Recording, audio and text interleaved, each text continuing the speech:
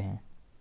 जैसा कि प्रश्न में बताया गया है कि एक राशि 16 वर्ष में साधारण ब्याज से दोगुनी हो जाती है और वार्षिक दर उसकी क्या होगी।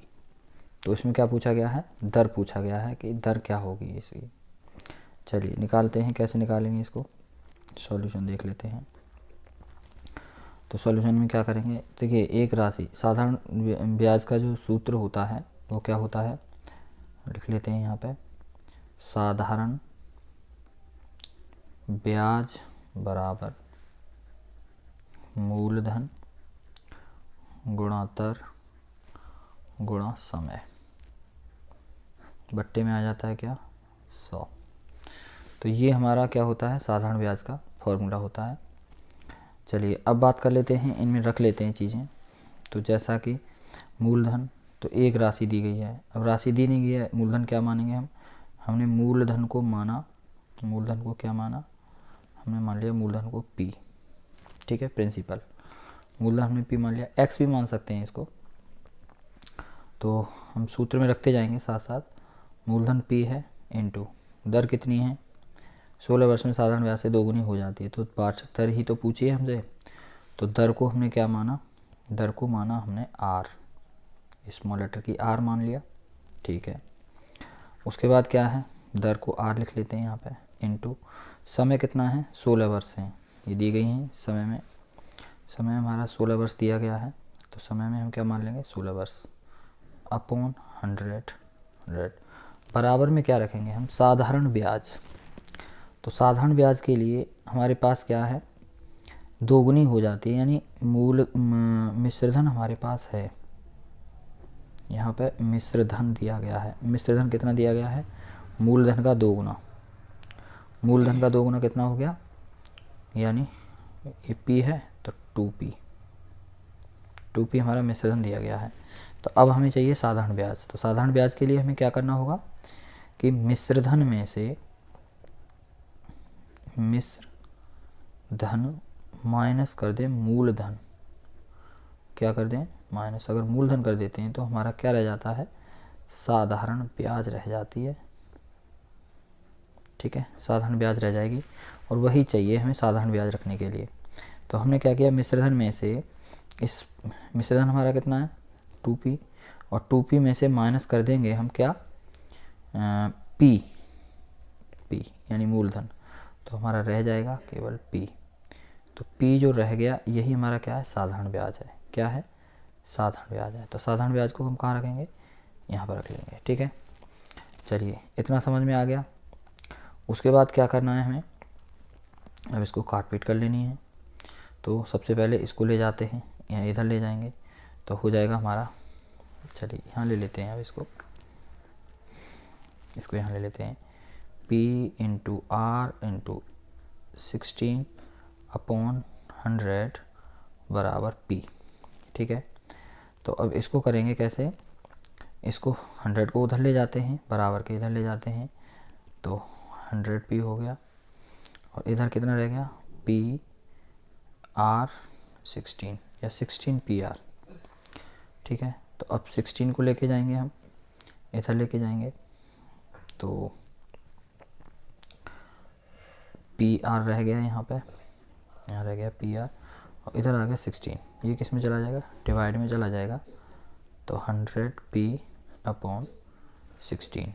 अब हमें रेट चाहिए, अगर हमें R चाहिए तो हमें P को भी लेके जाना पड़ेगा इधर, तो R हम यहीं छोड़ देंगे, बराबर 100P ऊपर था हमारा और बट्टे में 16 ये है, तो ये डिवाइड में, ये मल्टीप्लाई में से, गुणा में से P हमारी उधर जाएगी, तो किधर जाएगी, यहाँ पर नीचे, P से P को काट देंगे, R बराबर बच जाएगी हमारी 100 अपॉन 16, यानी 100/16। इसको काट लेंगे, तो इसको काटेंगे, इसको थोड़ा सा कर लो और इसको भी आधा कर लो, छोटा हो जाएगा, भाग करने में आसानी हो जाएगी। 8 और थोड़ा कर लो, 25/25 कितना आ रहा है 4, ठीक है। तो R बराबर निकालेंगे हम, R बराबर चल रहा है, यहाँ ले लेते हैं, हमारा कितना आ चुका है 25/4। अब हमें क्या करना है, इस 4 का डिवाइड देना है कितने 25 में, तो 4 से काटा 4×6 24, 1 बचा, दशमलव लगाया, या फिर आप सही बट्टे में ले सकते हैं।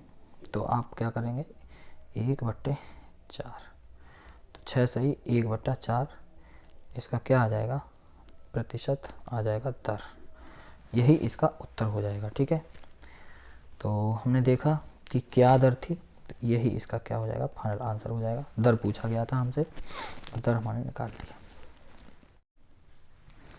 चलिए बात कर लेते हैं एक और प्रश्न की। तो जैसा कि दिखाया गया है कि एक समकोण त्रिभुज की तो लंबवत भुजाएं 5 सेमी और 12 सेमी हैं, तो इस त्रिभुज का परिमाप क्या होगा। चलिए सॉल्यूशन देख लेते हैं। सॉल्यूशन क्या होगा इसका, जैसा कि बताया जा रहा है कि त्रिभुज जो है वो कैसा त्रिभुज है, समकोण त्रिभुज है। तो समकोण त्रिभुज इस टाइप का कुछ बनेगा। समकोण त्रिभुज के लिए ज़रूरी होता है कि एक कोण 90 डिग्री का होना चाहिए। ठीक है, तो इसमें हमारा ये वाला एंगल जो है वो 90 डिग्री का, 90 डिग्री का है। तो ये समकोण त्रिभुज है। अच्छा, ये क्या कह रहा है कि एक भुजा हमारी कितनी, 2 भुजाएं दी गई हैं इसमें जो लंबवत हैं। लंबवत मतलब ये वाली और ये वाली। ठीक है, तो ये वाली भुजा 5 सेमी दे दी गई है इसमें, 5 सेमी, और ये वाली है 12 सेमी, 12 सेमी। तो ये वाली भुजा को ज्ञात करना है पहले हमें। ठीक है, और परिमाप हम तभी निकाल पाएंगे क्योंकि परिमाप में इस त्रिभुज किसी भी बंद आकृति की चारों तरफ की भुजाओं की लंबाई होनी चाहिए, उसी को हम परिमाप कहते हैं। तो चलिए कैसे निकालेंगे देख लेते हैं एक बार इसको। तो जैसा कि यहाँ पर दिखाया जा रहा है कि एक भुजा दी गई है और एक अगली भुजा दी गई है। तो इस नीचे वाली भुजा को क्या कहते हैं हम, नीचे वाली भुजा को कहते हैं आधार। ठीक है, बेस, इंग्लिश में क्या कहते हैं, BASE, बेस। और ये वाली जो भुजा दी गई है इसको क्या कहते हैं, इसको कहते हैं लंब। लंब और इंग्लिश में क्या कहते हैं, लैटिट्यूड।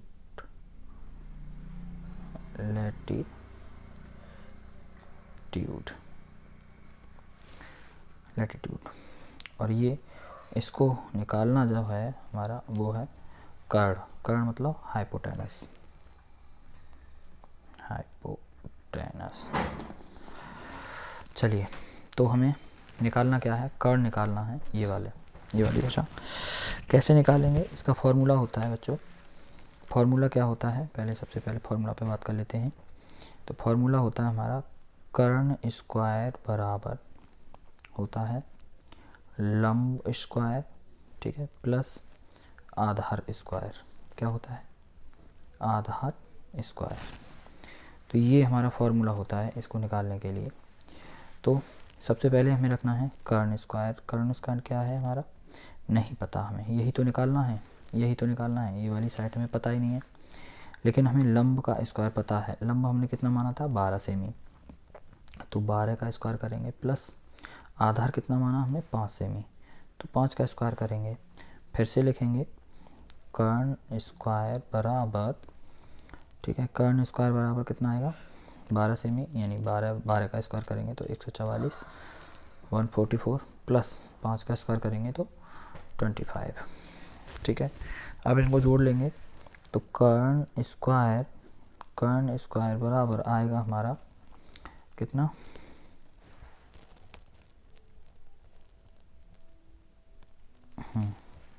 तो कर्ण स्क्वायर बराबर आ रहा है हमारा, इनको दोनों को जोड़ लेंगे तो 4 और 5 9 और 2 6 और 169। अब देखिए, अब हमें क्या करना है, इस कर्ण से ये वाला स्क्वायर हटाना है। क्या करना है, इसको स्क्वायर को हमें हटाना है।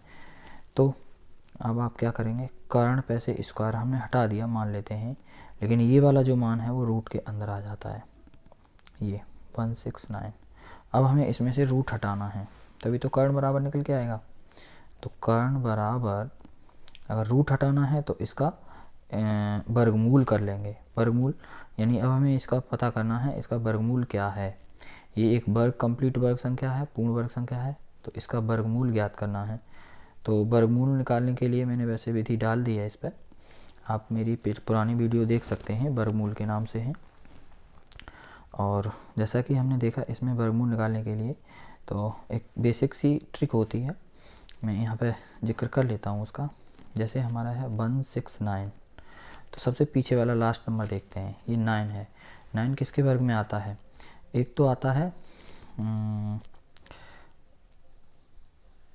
7 के वर्ग में, 7 के स्क्वायर में आता है, और एक आता है 3 के वर्ग में। तो सबसे पहले हमने 3 को उठा के रख लेते हैं, ठीक है। 3, तो 3 को उठाया, लेकिन इनको 2 नंबर को हमें यहाँ से गायब करना होता है। 2 नंबर को हम यहाँ से गायब कर देंगे, और हमने इन 2 नंबर की जगह पे हमने क्या रख लिया? 3 रख लिया, ये वाला। अब ये देखेंगे, ये बचा, यहाँ जो बचा नंबर है वो किसके वर्ग के बराबर है? तो ये तो 1 के वर्ग के बराबर होगा, तो 1 रख लेंगे। तो 13 हमारा इसका क्या आ जाएगा? स्क्वायर रूट निकल के आ जाएगा, यानी वर्गमूल संख्या निकल के आ जाएगी कितनी? 13। तो कर्ण बराबर हमें मिल चुका है, जैसा कि ऊपर सवाल में बताया गया था कि कर्ण बराबर कितना है। कर्ण बराबर निकल के आ गया हमारा 13 सेंटीमीटर, ठीक है।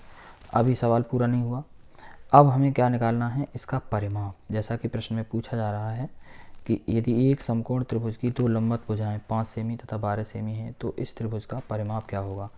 अब हमारे पास परिमाप ज्ञात करने के लिए तीनों भुजाएं हमारे पास रेडी हैं। तो 5 सेमी और 12 सेमी कितना हो गया? 17 सेमी, और 17 सेमी और 13 सेमी कितना हो जाएगा? 30 सेमी। तो इसका सही परिमाप कितना हो जाएगा? ऐसे जोड़ लेंगे इनको, 12, 13 और 5। तो 3 2 5 और 5 10 का 0 हासिल 1, और 1 1 1 तो हो जाएगा 30। तो 30 सेमी। तो इसको हम ऐसे जोड़ लेंगे कि 13, 12, 13 और 5 सेमी, इनको सबको जोड़ा तो कितना आ गया? 30 सेमी। तो यही 30 सेंटीमीटर क्या हो जाएगा? इसका आंसर हो जाएगा पूरे सवाल का।